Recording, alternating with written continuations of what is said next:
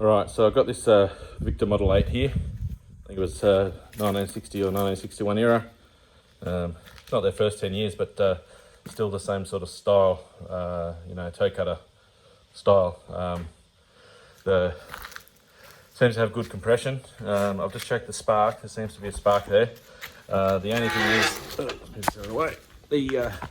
the carby, where you pump this carby, that seems to be leaking petrol out there. So what I'm going to do, I'm going to choke this out a bit. Okay, then I'll see if I can get it started.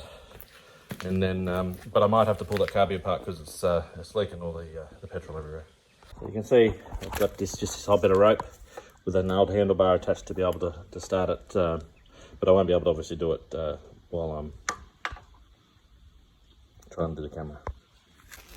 Alright, so I'm just going to film this because last time I pulled one of these apart, it came in a million bits. I couldn't remember how to put it back together. I'll have to probably put that fuel tap off there too. Anyway, taking a photo of it now, so I'll see how I go. Alright, so I've got the carby off. So that's where the air comes in. That's where the petrol comes in. The throttle control on the top.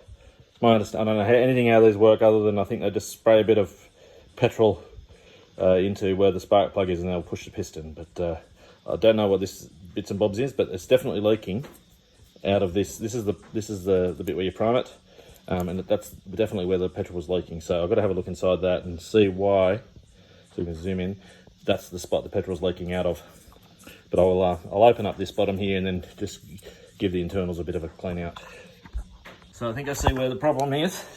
So this is where you let the petrol in.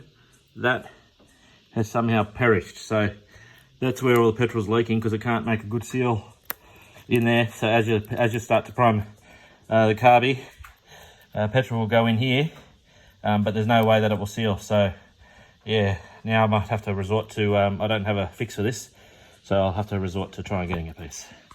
You can also see the nut that goes on the bottom of the carby chamber, that bit of leather or whatever it is rubber. It's dry as you get. Yeah, so I might have to get a whole new piece on that too. But I'll just assemble it together as it is. There's not much I can do by the way of changing that part now. So I might just order a new carby, they're relatively cheap, and then just swap it out. Alright, so I've put it back together again. It doesn't seem to be leaking out at this point anymore with the carby fire, but it's definitely leaking out somewhere now, out the tap or the hose. So definitely feels like it's coming out of the tap now. So yeah, I'll have to have a look at that next. Alright, but it should be enough for, at least it's dripping instead of just gushing out. So I should be able to chance to see if it can start.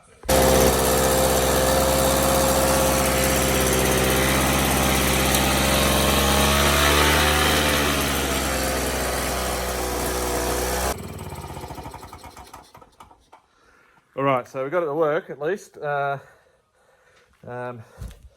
only thing about this is I'm a bit reluctant to use it, especially I'm wearing the old bush safety shoes, is that I'm worried about how these blades, because there's no protection for the feet, they're so brittle they may flick off, so I'm not going to use it, but I might give it a little mow later.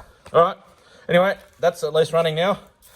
That's good news. Alright, catch you later.